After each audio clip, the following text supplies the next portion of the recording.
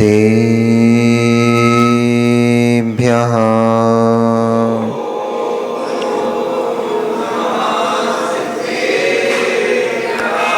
ॐ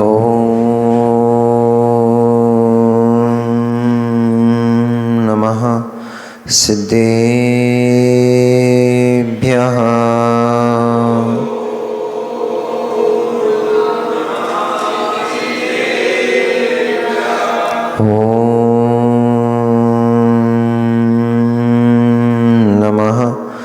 सिद्धेभ्यः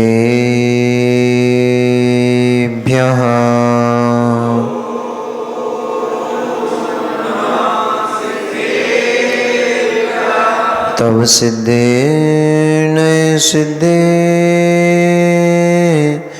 संयम सिद्धे चरित्र सिद्धया नाणम मिदंसनम मेया सिद्धे सिरसा नमस्सामि। सिद्धं संपूर्ण भव्यार्थं सिद्धेः कारणमुत्तमं प्रशस्त दर्शन ज्ञान चारित्र प्रतिपादनम् सुरेन्द्र मुकुट श्लिष्ट पादपद्मांशुकेशरम् प्रणमामि महावीरं लोकत्रयमङ्गलम्। नमो अरिहन्ताणं नमो सिद्धाणं नमो आयर्याणं नमो वज्रायाणं नमो लोये सभ्यसाहूणम्। जय बोली पंच परमेष्ठी भगवान की, जय बोली पंच अनंत अनंत 24 तीर्थंकर भगवान की, जय बोली अनंत अनंत सिद्ध परमेष्ठी भगवान की, आचार्य भगवंत कुंद कुंद स्वामी की, आचार्य भगवंत श्री रविशरण स्वामी महामुनिराज की, परम पूजनीय चर्या श्रोमणीय अध्यात्म योगी आचार्य गुरुदेव श्री विशुद्ध सागर जी महामुनिराज की, अहिंसामयी जैन धर्म की, बीतरागी भगवान श्री रामचंद्र स्वामी की,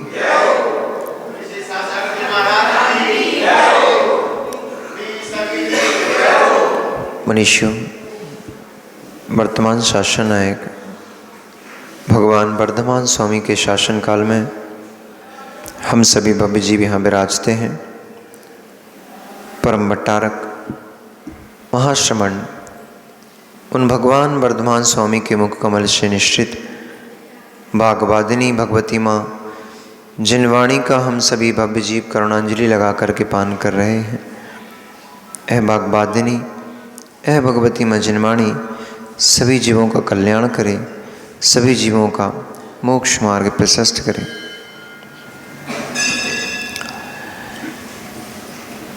वही जीव पाप जीव है तो वही जीव पुण्य जीव भी है। जिस समय परिणाम पाप रूप है उस समय जीव पाप रूप है, पाप जीव। जिस समय परिणाम निर्मल शांत साम्य हो जाते हैं उस समय वही जीव पुण्य जीव हो जाता है। संसार में भटकते इस जीव की यही दशा है। पुण्य और पाप प्रकृतियों के बीच परिभ्रमण करता यह जीव कभी तो पाप जीव होता है, कभी पुण्य जीव होता है। कभी तो क्षोभसम की हीनता के कारण धर्म को नहीं समझ पाता और धर्म को नहीं समझ पाने के कारण निर्ग्रंथों का भी तिरस्कार कर देता है, पाप जीव। तो फिर वही जीव पश्चाताप की अग्नि में जलकर उन्हीं बांधे हुए कर्मों को भस्म कर देता है।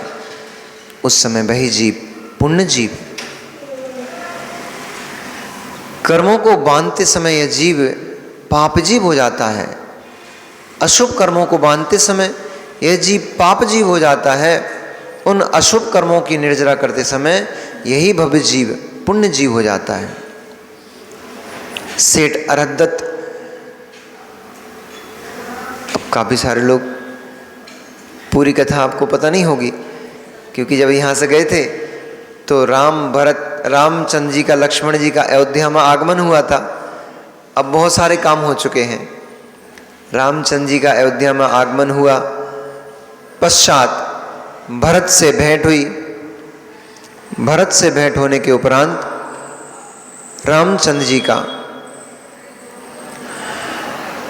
यहाँ भरत को वैराग्य की उत्पत्ति हुई। भगवान कुलभूषण देशभूषण केवली भगवान का आगमन अयोध्या नगरी के महेंद्रोदय नाम के उद्यान में आगमन हुआ। उनके आगमन के उपरांत भरत, लक्ष्मण, राम आदि सभी लोगों ने जाकर उन भगवान की अर्चना की, पूजन की।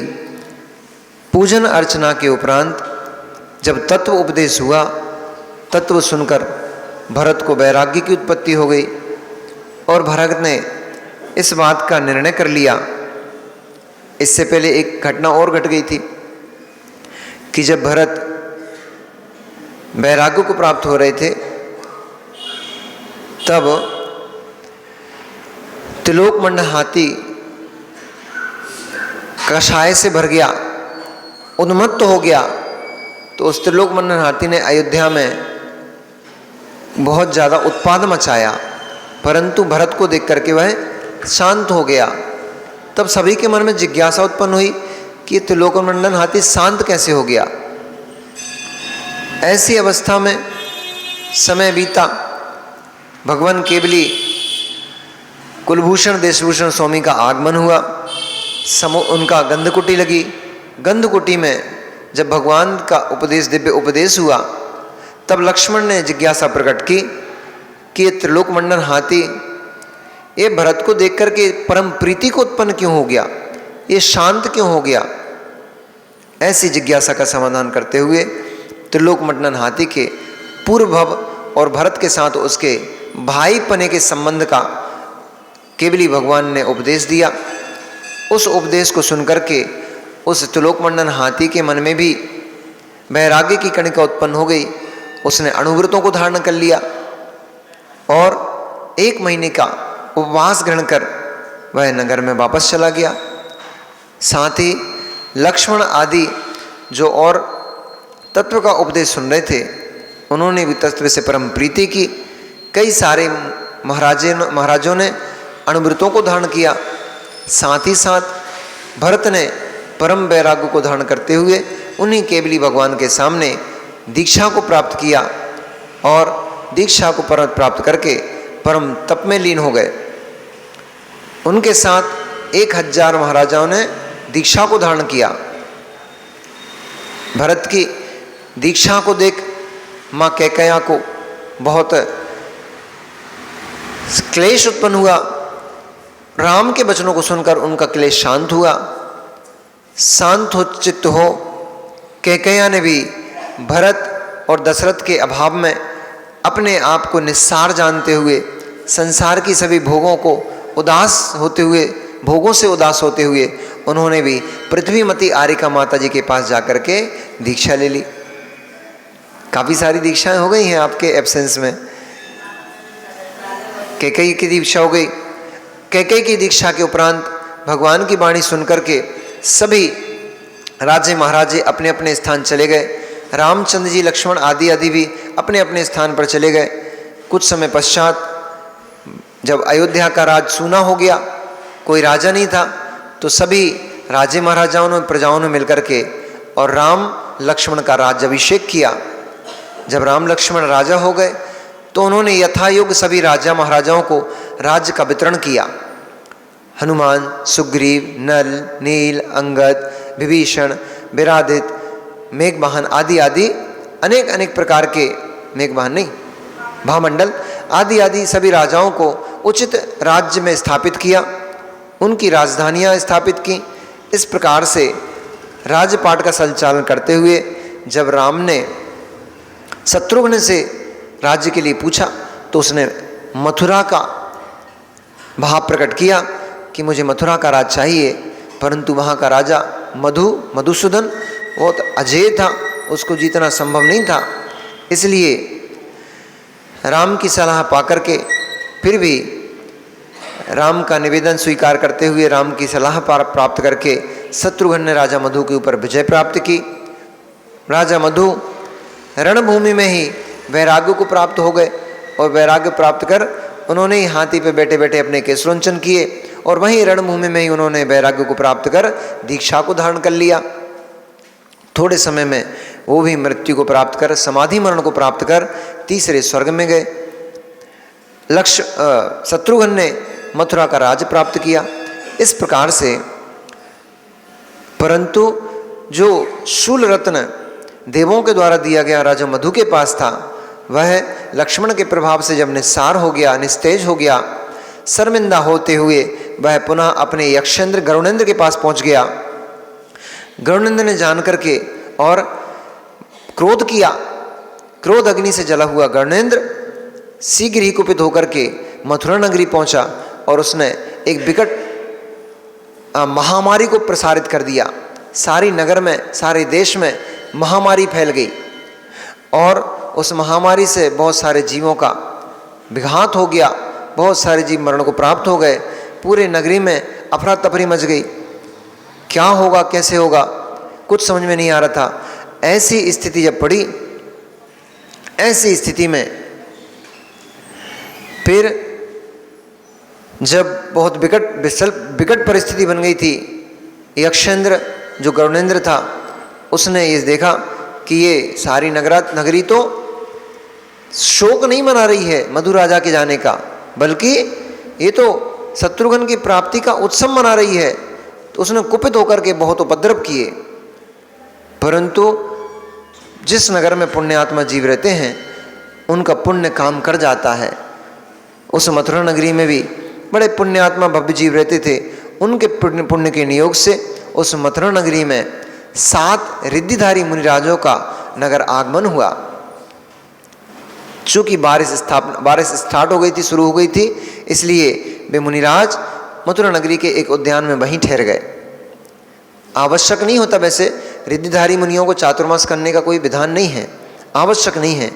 वे गमनागमन आदि कर सकते हैं क्योंकि उनसे प्रार्थना नहीं होती है।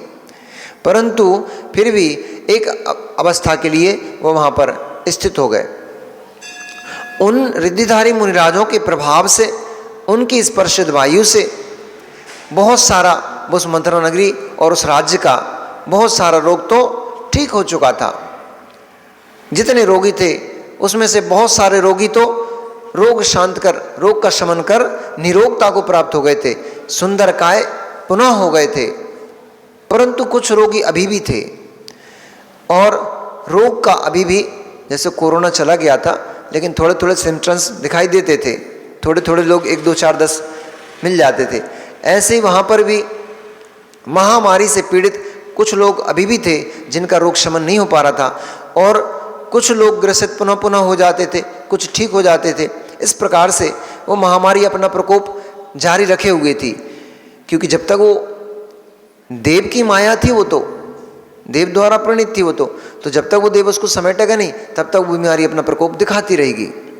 इस प्रकार से मुनिराज का 1 महीने के पारणा, 1 महीने के उपवास के बाद वे 7 सप्तऋषि मुनिराजों के ने अयोध्या नगरी की तरफ गमन किया। अयोध्या नगरी के पास में ही एक अरहदत्त नाम का सेठ था। वो बरसात के समय में मुनिराजों को नगर में आया देख कुपित हुआ, उसका मन दुखी हुआ, साथ ही उसका उन मुनिराजों के ऊपर अश्रद्धान भी हुआ। उसको लगा ये मुनिराज तो चारित्र से हीन है, ये तो दोषी मुनिराज हैं, क्योंकि मुनिराज तो 4 महीने के लिए स्थापना करके बरसात में कहीं आते जाते नहीं हैं, पर ये मुनिराज तो सातों के सातों बरसात में भी चलते हैं। इसलिए इनका चारित्र ठीक नहीं है, संयम ठीक नहीं है, इसलिए उनसे द्वेष भाव रखते हुए उसने उनको नमस्कार नहीं किया। अपितु उनके प्रति अशुभ भाव भी किए। परंतु उसकी जो धर्मात्मा पत्नी थी, उसने मुनिराजों का आगमन देख चौके में उनका पड़गाहन किया। पड़गाहन कर उन मुनिराजों को आहार दान दिया। आहार दान के उपरांत मुनिराज आहार से संतुष्ट हुए। अपनी क्षुधा वेदना को समन करते हुए पुनः उसी उद्यान में वापस पहुंच गए, मथुरा के। इधर अरहतदत्त सेठ जब मंदिर भगवान के दर्शन करने पहुंचा, वहां पर भट्टारक, द्युति नाम के भट्टारक थे। उन भट्टारक ने सेठ से कहा कि तुमने थोड़ा सा विलंब कर दिया, यदि थोड़ी देर और पहले तुम आते तो तुम्हें 7 रिद्धिधारी मुनिराजों के दर्शन होते। जब वे रिद्धिधारी मुनिराज आकाश मार्ग से गमन करते हैं, अनेक अनेक प्रकार के शुभ लक्षणों से युक्त हैं, अनेक अनेक प्रकार के तप में तल्लीन रहते हैं। साथ ही 1 महीने के उपवास के बाद पारणा करने वो हमारे नगर में आए थे। 1 महीने के उपवास की पारणा कर पुनः वो यहाँ से विहार किए हैं। ऐसे वचनों को सुनकर उस अरहतदत्त को बहुत पीड़ा उत्पन्न हुई, बहुत कष्ट हुआ। उसका हृदय बहुत दुखी हुआ कि मैंने तो ऐसे रिद्धिधारी मुनिराज, ऐसे परम तप के तपने वाले मुनिराजों की मेरे द्वारा अवहेलना हो गई, उनकी मैंने असाधना कर दी, उनके प्रति मैंने कितने कलुषित भाव किए, कैसे खोटे विचार मैंने उनके प्रति किए। वो तो परम तप को करने वाले थे, पर मैंने तो उनको चारित्र से और संयम से हीन देखा। उसका हृदय बड़ा दुखी हुआ। तब उसने पूछा उनसे, किससे? द्युति नाम के जो भट्टारक थे, उनसे भट्टारक जी से पूछा कि वे मुनिराज कहाँ गए हैं, क्योंकि जब तक उनकी दर्शन वंदना नहीं कर लूँगा मैं, तब तक मेरा हृदय क्षुभित रहेगा, दुखित रहेगा, मैं शांत चित्त नहीं हो पाऊंगा। इस प्रकार से जब द्युति भट्टारक ने उनको रास्ता बताया कि वे मुनिराज मथुरा नगरी के उद्यान में ठहरे हुए हैं, वहीं वापस चले गए हैं, तब सेठ अरहतदत्त अपनी पूरी सेना की टुकड़ी, अपने पूरे संबंधी कुटुंबी आदि जनों को लेकर के और मुनिराज की वंदना के लिए निकला। वहाँ से मथुरा से चलकर, नहीं, अयोध्या नगरी से चलकर मथुरा तक पहुँचने में उसको लगभग 8 दिन रात का समय व्यतीत हुआ। 8 दिन के उपरांत कार्तिक शुक्ला सप्तमी के दिन वह उस उद्यान में पहुंचा, मथुरा नगरी के, जहां पर वे सप्त ऋषि मुनिराज ध्यान में तल्लीन थे। बस इतनी हो पाई 15 दिन में। हमें मालूम था कि आप लोग इंतजार कर रहे हो राम कथा का, तो इसलिए हमने थोड़ी थोड़ी की वहां पर कथा। अब पुनः आज से अथवा कल से कथा व्यवस्थित तरीके से अब शुरू होगी। यहां तक की कथा आपने जानी।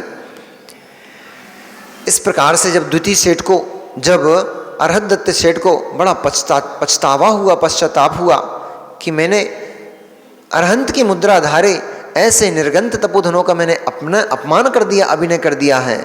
उसका हृदय बड़ा दुखी था। दुखी हृदय से जब वो मुनिराज के पास निकट पहुंचा, उसने मुनिराज के दर्शन किए। उसका उन मुनिराज के दर्शन करते ही उसके उस समय का बंधा हुआ पाप अत्यंत मंद हो गया। उनकी भक्ति वंदना करते हुए और उनको नमस्कार करते हुए उसने त्रिआवर्त 3 भक्ति पूर्वक मुनिराजों को जब नमस्कार किया तो उसका पाप अत्यंत मंदा हो चला। और जैसे जैसे चंदन के वृक्ष पर लपटे हुए भुजंग, मोटे मोटे सर्प जैसे ही कोयल की आवाज़ को सुनते हैं, कोयल कूकती है तो वे सर्प अपने बंधन को ढीला करके छोड़ देते हैं अथवा उस चंदन के वृक्ष को छोड़कर कहीं दूर भाग जाते हैं। ऐसे ही उस समय सप्त ऋषि मुनिराज की वंदना करते ही उस अरहतदत्त सेठ के जो पाप कर्म का संचय हुआ था, वह पाप का कर्म का संचय अत्यंत बंधन मुक्त हो गया, अत्यंत ढीला बंधन करके और अत्यंत न्यून हो गया। पुनश्च उसने तीनों सप्त मुनिराजों के वंदना आदि की, उनकी भव्य पूजन की, उनसे कहा, क्षमा याचना की कि भगवान मुझ दुराचारी ने आपको चारित्रहीन, आपको संयम से हीन जाना, मेरे से बड़ा पाप हुआ है, बड़ा दोष हुआ है, इसलिए मुझे प्रायश्चित देके मेरी शुद्धि कीजिए। चित्त की मलिनता, परिणामों की विकृति पाप से बांध देती है। परिणामों की विकृति पाप कर्म से बांध देती है और उन्हीं परिणामों की निर्मलता उन्हीं पाप कर्मों को ढीला कर देती है, हटा देती है। परिणामों की धारा की बड़ी विचित्र कहानी है। क्षण भर में कषाय रूप परिणाम भव खराब करते हैं। क्षण भर के कषाय परिणाम, क्षण भर के द्वेष रूप परिणाम, क्षण भर के किसी धर्मात्मा को हीन देखने के परिणाम संसार की गर्त को बढ़ा देते हैं, गहरा कर देते हैं। परंतु उसी जीव के, उसी संयमी के प्रति विशुद्ध रूप परिणाम, भक्ति रूप परिणाम उस गर्त को पूर्व भी देते हैं। जैसे गड्ढा मिट्टी के खुदने से स्थान में गड्ढा बन जाता है, तो मिट्टी के भर जाने से वही गड्ढा भर भी जाता है, पुर भी जाता है। ऐसे ही परिणामों की विचित्रता से, परिणामों के वैकल्य से यह जीव पतन को प्राप्त हो जाता है, कर्मों का बंध कर बैठता है। तो परिणामों की विशुद्धि से यह जीव अपने उन बांधे गए पाप कर्मों को धो भी देता है। इसीलिए तो प्रायश्चित का विधान है, क्योंकि संसारी प्राणी है। कसाय भाव आना ये विभाव रूप स्वभाव है इसका। कषाय परिणाम उत्पन्न होना ये भी जीव का स्वभाव है। स्वभाव है साहुला जी, हाँ। कषाय उत्पन्न होना ये भी जीव का स्वभाव है। आत्मा का ही तो जीव तो आत्मा होती है। आत्मा के बिना जीव क्या होता है? मतलब जीव के बिना आत्मा क्या वस्तु है? यही तो कह रहे हैं, विभाव में जाना भी तो आत्मा का स्वभाव ही है। नहीं समझ में आया? विभाव रूप परिणत होना ये भी तो उस वस्तु का स्वभाव है। समझा देता हूं भी। आटे का स्वभाव रूप रोटी रूप परिणमन करना है कि नहीं? आटे का स्वभाव रोटी रूप परिणमन करने का है, इसलिए वो हो जाती है परिणमत। तो उसी आटे का स्वभाव, उसमें मिर्ची डाल दो, नमक डाल दो, तो नमकीन पुड़ी रूप परिवर्तित होने का है कि नहीं है? संयोग से ही तो होता है। विभाव जब भी उत्पन्न होगा पर निमित्त से ही होगा, पर के संयोग से ही होगा। विभाव जब भी होगा पर के संयोग से ही होगा। स्वयं में तो विभाव होता ही नहीं। विभाव रूप परिणमन की योग्यता तो होती है जीव के अंदर, स्वभाव रूप परिणमन की योग्यता तो होती है जीव के अंदर, लेकिन विभाव परिणमन जब भी करेगा जीव, कुछ ना कुछ से बाहर का संयोग खड़ा होगा।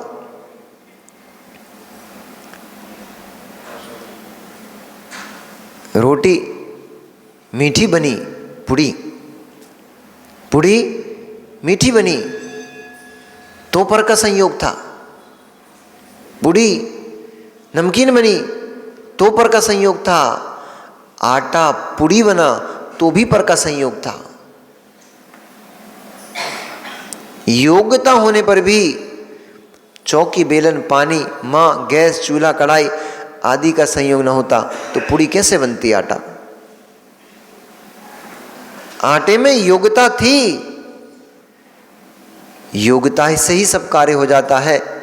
इस विषय को बहुत अच्छे से समझना है, क्योंकि कुछ लोगों ने योग्यता होने को ही मोक्ष मार्ग मान लिया है और योग्यता होने को ही मोक्ष मान लिया है। योग्यता तो आटे में थी पुड़ी होने की, तो डब्बे में रखा आटा पुड़ी क्यों नहीं बन गया?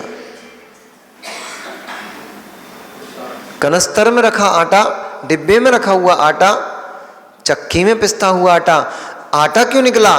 पुड़ियां क्यों नहीं निकली उसमें से? क्योंकि तदजन्य संयोग का अभाव था। जीव मोक्ष की योग्यता रखता है, भव्य। तुम बैठे हो दीपक, जीव, भव्य जीव मोक्ष जाने की योग्यता रखता है, तो निगोदिया जीव को मोक्ष क्यों नहीं होता? भव्य ने गो दिया जीव को, मोक्ष क्यों नहीं होता? योग्यता जीव के पास, भव्य को ले रहा हूं, अभव्य की मैं बात नहीं कर रहा हूं, भव्य जीव के पास मोक्ष जाने की योग्यता होती है, तो फिर नाली में पड़ा हुआ एक 2 इंद्रिय कीड़ा लट, ये मोक्ष क्यों नहीं जाते हैं?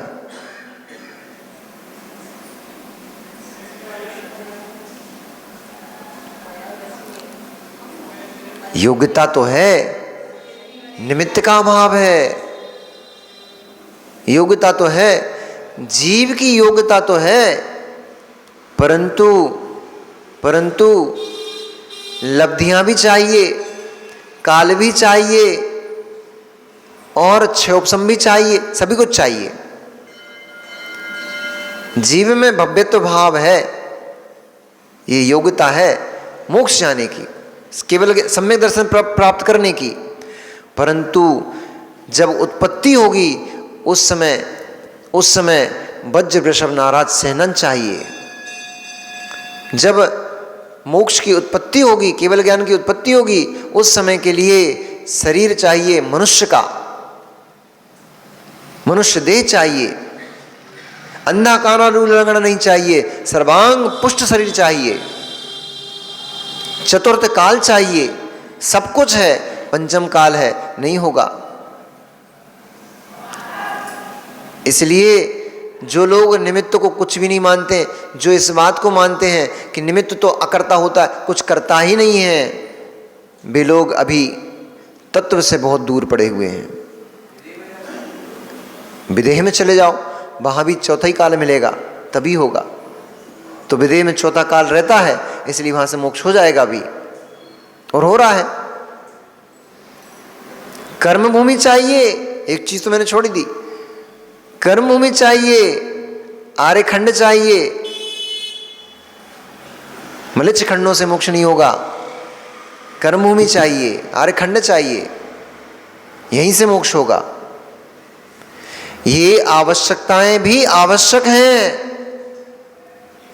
यदि योग्यता से ही मोक्ष हो जाता तो मलिच्छ बैठा हुआ भव्य जीव, उसको भी मोक्ष हो जाएगा। त्रियंच गति में पड़ा हुआ त्रियंच, उसको भी मोक्ष हो जाएगा।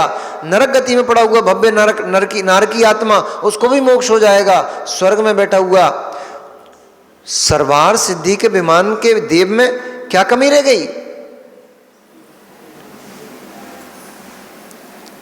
33 सागर तक मात्र तत्व का अभ्यास, तत्व का चिंतन ही करते हैं वे तो, तत्व की ही चर्चा करते हैं वे तो। 33 सागर तक, फिर भी मोक्ष नहीं जाता। इसलिए भैया बहुमान करो अपनी इस देह के ऊपर, अभिमान नहीं करना, बहुमान करो अपनी देह के ऊपर। इस मनुष्य शरीर की, मनुष्य देह की महत्वता को समझो, तुम्हें क्या मिला हुआ है। देवता भी तरसते हैं कि मैं मनुष्य बनूंगा, मनुष्य बन के तप करूंगा और मैं मोक्ष जाऊंगा। सर्वार्थ सिद्धि का देव ध्वज दंड से मात्र अत्यंत अल्प दूरी रह जाती सिद्ध सलाह की, फिर भी नहीं जा पाता। 7 राजू पहले नीचे आएगा, यहां आकर के मनुष्य बनेगा, मनुष्य बनकर तप करेगा, जबकि एक भवतारी नियम से है। ब्रह्म स्वर्ग, 5वें स्वर्ग के देव जो लोकांतिक देव होते हैं, वे एक भवतारी होते हैं, ब्रह्मचारी होते हैं, विवाह आदि नहीं करते हैं। मतलब विवाह तो होता नहीं, उनकी कोई रानी महारानियां देवियां नहीं होती हैं, परंतु वे उत्कृष्ट देवता भी पहले यहां आएंगे, मनुष्य बनेंगे, फिर संयम को ग्रहण करेंगे, तप करेंगे, कर्मों की क्षपणा करेंगे, फिर मोक्ष जाएंगे।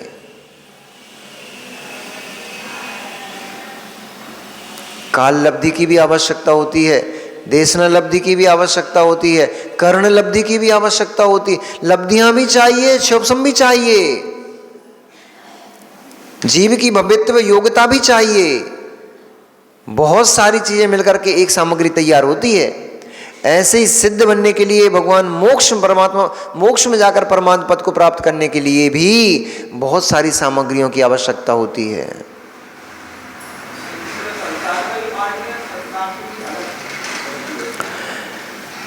संसरण इति संसारः, संसरणम इति संसारः, ऐसा आचार्य भगवंत पूज्यपाद स्वामी ने पुरुषार्थ सर्वार्थ सिद्धि ग्रंथ में कहा है। संसरण का अर्थ संसार है, यानी जो मेल मिलाप मेल जोल है इसका नाम संसार है, जो परिभ्रमण है इसका नाम संसार है। सिद्ध शिला लोक में तो है, लोक से बाहर नहीं है, 3 लोक के बाहर नहीं है, लेकिन सिद्ध शिला संसार नहीं है। अथवा यूं कहो, सिद्ध शिला में भी संसारी जीव रहते हैं। सिद्ध शिला में भी संसारी जीव निवास करते हैं, तो सिद्ध शिला में मुक्त जीव भी निवास करते हैं। सूक्ष्म निगोदिया जीव जो हैं वो तीनों लोकों में ठसाठस भरे पड़े हैं, वो वहां पर भी हैं। सिद्ध शिला भूमि पर क्षेत्र, सिद्ध शिला क्षेत्र है। 8वीं पृथ्वी जिसका नाम ईशत प्रागभार पृथ्वी है, उसका नाम सिद्ध शिला है। उस स्थान पर निगोदिया जीव भी रहते हैं, परंतु वे निगोदिया जीव वे सिद्ध परमात्मा नहीं है, वे कर्मों से मुक्त नहीं है, वे संसारी ही हैं। और उसी सिद्ध शिला में तनु बात बले से स्पर्शित होते हुए सिद्ध भगवान भी निवास करते रहते हैं। शुद्ध परमात्मा, शुद्ध आत्मद्रव्य भी वहां पर रहता है, पर वह संसारी नहीं, वह संसारातीत अवस्था को प्राप्त हो चुके हैं, इसलिए वे मुक्त हैं, संसार अतीत हो चुके हैं। उनका नाम ही संसारातीत है, इसलिए तो वो सिद्ध हैं, इसलिए तो वो अशरीरी हैं, क्योंकि कर्मों से रहित हो चुके हैं, संसार के परिभ्रमण से रहित हो चुके हैं, संसार के सुख दुखों से रहित हो चुके हैं, परम आत्म तत्व में लीन और परम अव्याबाद सुख को प्राप्त कर चुके हैं। अनंत दर्शन, अनंत सुख, अनंत वीर, अनंत चतुष्टय आदि आदि विभूतियों से सुशोभित हो वे मोक्ष को प्राप्त कर चुके हैं, इसलिए वे संसारी नहीं। पर हमारा जैन दर्शन तो उनको भी संसारी बना देगा। बनाए क्या? सिद्ध संसारी होते कि नहीं होते? कि मुक्त ही होते हैं? बोलो बोलो ज्ञानी जी, क्या नाम है? विवेक भैया बताओ। सिद्ध शिला में बैठे कर्मों से मुक्त हो चुके ऐसे सिद्ध परमात्मा, संपूर्ण कर्मों को नष्ट कर चुके, सिद्ध हो चुके हैं, ऐसे सिद्ध परमात्मा संसारी भी हैं कि नहीं है? कि सिद्धि हैं? तो संसारी कैसे हैं?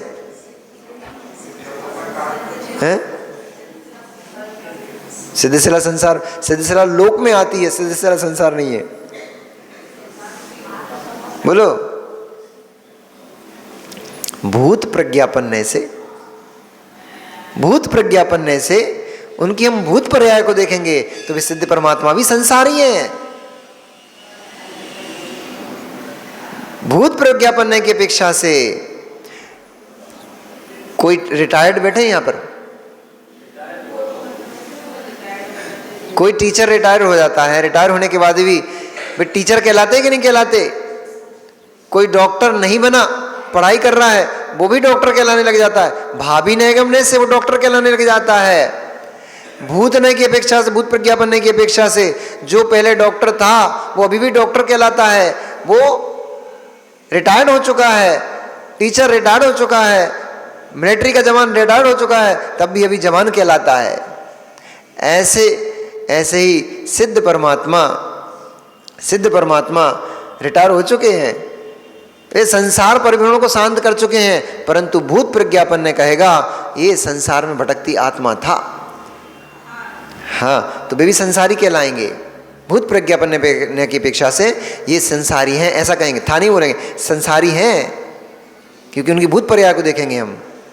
इसलिए भूत पर्याय की अपेक्षा से संसारी है, परंतु वर्तमान पर्याय भविष्य की पर्यायों की अपेक्षा से वे संसारातीत हो चुके हैं, मुक्त हो चुके हैं। इसलिए जैन दर्शन से कोई टकरा नहीं पाता।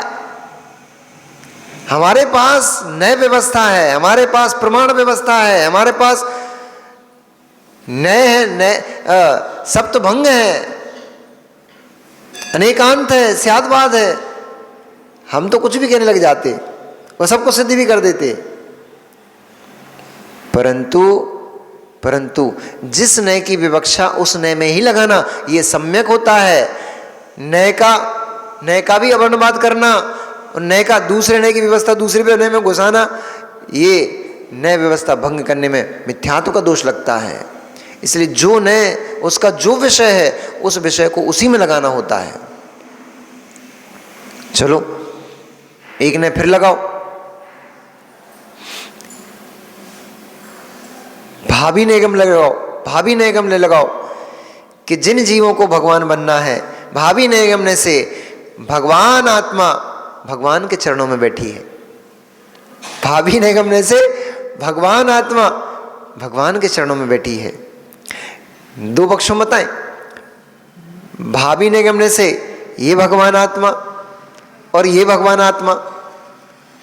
तो भावी निगम से ये भगवान बनने वाले जीव के सामने ये भगवान बनने वाले जीव बैठे हुए हैं,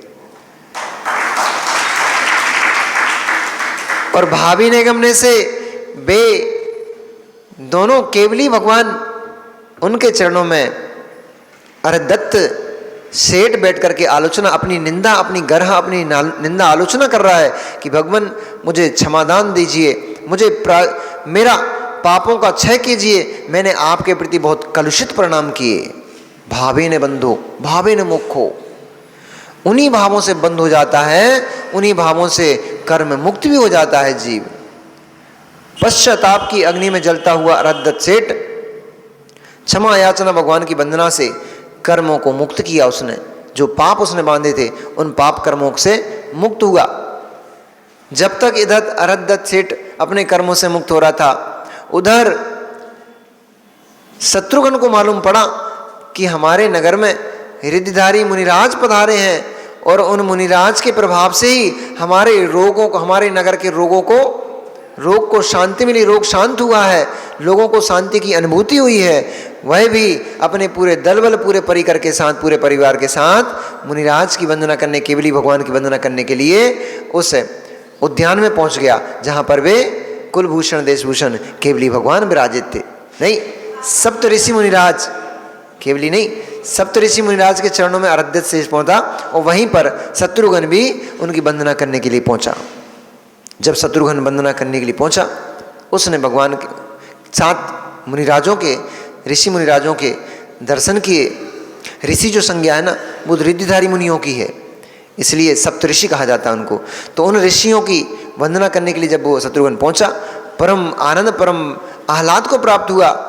उसने उन रिद्धिधारी मुनिराजों के चरणों में नमस्कार वंदना किया, उनकी बहुत भारी पूजन को किया। 3 प्रदक्षिणा देकर के उन मुनिराज के समक्ष बैठा, और बैठ करके उसने निवेदन किया कि भगवान, क्या ऐसा हो गया, क्यों ऐसा हो गया कि मेरी नगरी में मेरे राज शासन करते ही महामारी क्यों फैल गई। उसका समाधान देते हुए मुनिराज ने उनको शत्रुघ्न को उपदेश दिया कि वत्स, तू धर्म पालक है, तुझे वह कार्य करना चाहिए जिससे तेरी सारी प्रजा सुखी हो। पूर्व कर्म के नियोग से, पूर्व संबंधों के नियोग से दैत्य के द्वारा ये महामारी फैलाई गई, और हम 7 मुनिराजों के तेरे नगर में आने से और सभी लोगों का जो रोग था वो जाता रहा।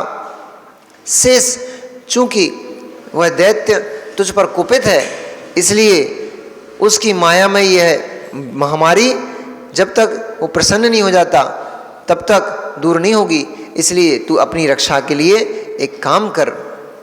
सप्त ऋषि मुनिराजों की सबसे पहले उन्होंने कहा, अपना चित्त धर्म में कर, अपने चित्त को धर्म में लगा, जिन मंदिरों की नगर में स्थापना कर, भगवान जिनेंद्र की प्रतिमाओं को विराजमान कर, साथ ही साथ नगर के चारों द्वारों के ऊपर 4 जिन मंदिर बनवा, जिसमें सप्त मुनिराजों की प्रतिमाओं को विराजमान कर। तेरे नगर का सारा रोग, सारी पीड़ा नष्ट हो जाएगी। और इसका प्रवीण भैया, मैंने इसका बहुत बड़ा चमत्कार कोरोना काल में देखा भी।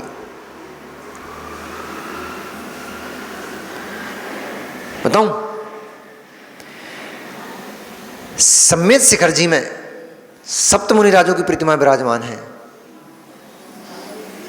सम्मेद शिखर में हम इतने दिन रुके, 9 महीने रुके, 9 महीने में एक भी कोरोना का बीमारी पीड़ित व्यक्ति नहीं मिला हमें, जबकि इतने सारे लोग आ रहे थे, जा रहे थे।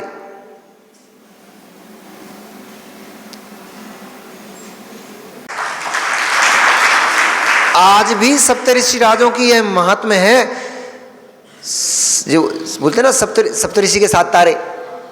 हाँ, तो आज भी सप्तऋषि मुनिराजों के महात्म का यह प्रभाव है। कैसी भी बीमारी पड़ी हो, कैसी भी बीमारी पड़ी हो, कैसी भी तुम्हारे अंदर महामारी छा गई हो नगर में, सप्त मुनिराजों की प्रतिमा विराजमान कर लो, आज भी महामारी दूर हो जाती है। जितने क्षेत्र में उनका स्थापना रहेगी उतना क्षेत्र तो रोगों से पीड़ित नहीं रहेगा। चारों नगर के उनके वचनों को सुनकर बड़ा प्रमोद को प्राप्त हुआ। साथ ही साथ मुनिराजों ने कहा, हे शत्रुघ्न, तू धर्म वत्सल ही है, तू राजा राम लक्ष्मण का प्रिय अनुज है, इसलिए मेरी बात ध्यान से सुन। तू न्याय प्रिय है, तू धर्मात्मा है, इसलिए अभी तू धर्म कार्य कर, धर्म का प्रचार प्रसार कर, क्योंकि 24 तीर्थंकरों के बीत जाने के बाद ऐसा समय आएगा जब 24 तीर्थंकर होकर चले जाएंगे। उस समय फिर ऐसा समय आएगा जब राजा प्रजा पालक नहीं, राजा प्रजा का भक्षक होंगे। खोटे धर्म की प्रवृत्तियां होंगी जिनमें धर्म नहीं है, जो धर्म संज्ञा से प्रचलित होंगे, जिनमें पाप और हिंसा और क्रूरता भरी होगी, ऐसे धर्मों का प्रचार प्रसार होगा। और जिन धर्म जैसे उड़ती हुई धूलि से सूर्य तिरस्कृत हो जाता है, ढक जाता है, ऐसे ही इन कुपंथों, कुमान्यताओं, कषायों की आंधियों से जिन धर्म तिरोहित होगा। तो देखो हो रहा है, जिन धर्म की का प्रकाश मंद पड़ेगा, कुपंथ कुमत इनका प्रचार प्रसार बहुत होगा, तो देखो हो रहा है। राजा अत्याचारी होंगे, जो राजा प्रजा को अपने पुत्र पुत्री के समान, अपने परिवार के समान पालते हैं, वे ही राजा धन हरण करेंगे प्रजा से, वे ही राजा प्रजा का धन को छीनेंगे, उनके ऊपर अत्याचार करेंगे। शासक अपने ही शासन में कन्याओं का बलात्कार करेंगे। सब देखने को मिल रहा है, सब देखने को मिल रहा है। जो जो उस समय सप्तऋषि मुनिराज ने कहा था वो सब वर्तमान में देखने को मिल रहा है।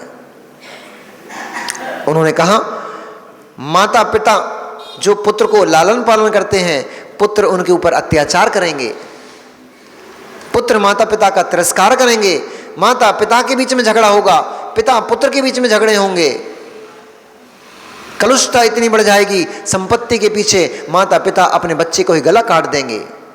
वो भी देखने को मिल रहा है।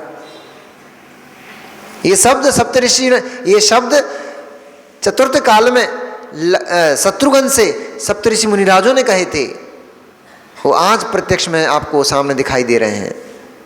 और उन्होंने और भी कहा कि जैसे पतंगे दीपक में झुलसकर मर जाते हैं, ऐसे धर्मात्मा जीव कुपंथों की तरफ भागेंगे, कुमतों की तरफ भागेंगे, मिथ्यात्व की तरफ भागेंगे, और उसमें मिथ्यात्व पढ़ करके झुलस करके अपने प्राणों का हरण करेंगे और नरक निगोद आदि गतियों के पात्र होंगे। वो भी दिख रहा है। सम्यक मार्ग को चुनने वाले अत्यंत अल्प प्राणी मिलेंगे, या यूं कहें कि उंगलियों में पूरे साथ ज्यादा मिलेंगे, लेकिन ऐसे धर्मात्मा जीव कम मिलेंगे। इसलिए तू धर्मात्मा जीव धर्म का अनुसरण कर, अपनी आत्मा का कल्याण कर, जिन शासन की प्रभावना कर, मंदिरों का निर्माण कर, प्रतिमाओं को गढ़वा और प्रतिमाओं की स्थापना कर। स्थान स्थान पर जो प्राचीन मंदिर हैं, जीर्ण शीर्ण हो चुके हैं, उनका जीर्णोद्धार कर, नवीन नवीन मंदिरों को तैयार कर, जिससे कालांतर में धर्म की प्रभावना बढ़ती रहे। ऐसा उपदेश देकर के वे मुनिराज आकाश मार्ग से कहीं विहार कर गए। कहाँ गए? पुनः अयोध्या की तरफ विहार कर गए। और ऐसे वचनों से अभिभूत हुआ वह शत्रुघ्न परम हर्ष को प्राप्त हुआ। अब साक्ष सागर महाराज, योग सागर, निवृत्त सागर महाराज थोड़ा बहुत कुछ बोल देते हैं। वो भी आचार्य जी को कुछ सुनाया, थोड़ा बहुत कुछ पढ़ लिया, तो वही हम आपके सामने बोल देते हैं। तो आपको इतना हर्ष होता है, इतना अच्छा लगता है। रिद्धिधारी साक्षात मुनिराज, सात मुनिराज बैठे हो और उपदेश चल रहा हो, तो उस समय तो सभा का क्या आनंद होगा, वो तो उस समय के भी लोग ही समझ सकते हैं, जिनने सुना वो ही समझ सकते हैं, उसकी अनुभूति तो वो ही ले सकते हैं। बस अपन तो मात्र कल्पना कर सकते हैं उस समय की। ऐसी उन मुनिराजों की वाणी सुन करके और अपने परिणामों को अभिभूत करते हुए, अपने परिणामों को उत्कृष्ट करता हुआ वह शत्रुघ्न शीघ्र ही अपनी नगर की तरफ वापस गया। जाकर उन्होंने शीघ्र ही चारों तरफ जितने भी जिन मंदिर जीर्ण शीर्ण थे सबका जीर्णोद्धार कराया, नगर में बहुत सारे जिन मंदिरों की स्थापना की, सप्तऋषि की चारों नगर के चारों द्वारों पर सप्तऋषियों के मंदिर बनवाए। इस प्रकार से मंदिरों का निर्माण होते ही वहाँ की सारी जो महामारी थी वह निस्तेज हो गई, और जो गरुणेंद्र था, यक्षेंद्र था, वह यक्षेंद्र अपनी अपने आप को निष्फल जानता हुआ, भगवान जिनेंद्र के प्रताप से वह अपने आप को निष्फल जानता हुआ उसने अपनी सारी माया समेट ली और वह अपनी सारी विक्रिया को समेट करके पुनः अपने वापस नगर भवन वापस चला गया। उसके जाने से, मुनिराजों की स्थापना होने से वहाँ सभी प्रकार की सुभिक्षता, सभी प्रकार का आनंद जैसे पूर्व काल में था उससे भी कहीं बढ़कर के सभी प्रकार की सुभिक्षा और आनंद वहाँ पर फैल गया। और शत्रुघ्न वैसे ही उस मथुरा नगरी के ऊपर राज करने लगा जैसे रामचंद्र जी अयोध्या में राज करते थे, अथवा यूं कहें कि ठीक वैसे ही राज करने लग गया जैसा सौधर्मेंद्र सौधर्म स्वर्ग के ऊपर राज करता है। जैसे सौधर्म इंद्र की सौधर्मा सभा सजती है, ऐसे ही वह शत्रुघ्न की सभा अनेक अनेक प्रकार के सामंत और महाबली योद्धाओं से सजा करती थी। इस प्रकार के परम उत्साह, परम वैभव को प्राप्त होता हुआ शत्रुघ्न मथुरा नगरी को पाकर के बड़ा तृप्त हुआ, आनंदित हुआ। इधर राम लक्ष्मण दोनों का राज्याभिषेक हुआ था, सो दोनों राम लक्ष्मण अयोध्या नगरी के ऊपर राज करते हुए वे भी अपने राज्य और प्रजा के परम प्रिय राजा नगरों के वत्सल में वात्सल्य को भोगते हुए वे भी परम आनंद को प्राप्त थे। सातों मुनिराज जब अयोध्या नगर पहुंचे, अयोध्या में राजमहल के समीप ही जब वो आकाश मार्ग से नीचे उतरे, तब सीता ने देखा कि साथ निर्गंत तपोधन हमारे नगर में महल के तरफ है, महल के पास में है। उन्होंने, सीता ने शीघ्र ही पड़गाहन आदि के द्वारा उनको पड़गाहन किया, आहार दान दिया। आहार दान को लेकर के और परम हर्ष को प्राप्त होते हुए वे राम लक्ष्मण को अभिभूत करते हुए, राम सीता और सभी नगरवासियों को आहार दान से अभिभूत करते हुए वे मुनिराज वहाँ से गमन कर गए। इस प्रकार से राम सीता लक्ष्मण आदि सभी जीव परम हर्ष को प्राप्त होते हुए अपने नगर में, अयोध्या नगरी में वैसे ही निवास करने लग गए, वैसे ही रति में समाविष्ट हो गए। जैसे कामदेव रति में समाविष्ट हो जाता है, ऐसे ही राम सीता लक्ष्मण आदि सभी नगरवासी और सभी राजे महाराजे, सभी नगर के सामंत अपने अपने कार्यों में व्यस्त आनंद को प्राप्त होते चले गए। समय बीतता चला गया, परंतु भैया अच्छे समय जल्दी बीत जाता है और पुण्य कर्म की प्रकृतियाँ कब पलटा खा लेती हैं कुछ भी समझ में नहीं आता है। इसी बीच में लक्ष्मण को मनोरमा की प्राप्ति हुई। एक विद्याधर राजा थे,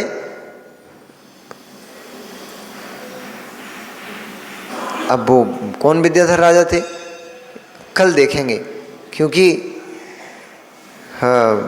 लक्ष्मण को मनोरमा की प्राप्ति होना है। मुख्य 8 पटरानियों में मनोरमा एक मुख्य रानी थी, उनकी पट्टमहिषी के उस पर अवस्थित थी वो, इसलिए उसकी पूरी घटना बताना पड़ेगी। और घटना शुरू करेंगे तो फिर 20 मिनट लग जाएंगे, इसलिए टाइम ज़्यादा हो जाएगा। तो फिर इसलिए आज की उसकी मनोरमा की कैसे प्राप्ति होती है।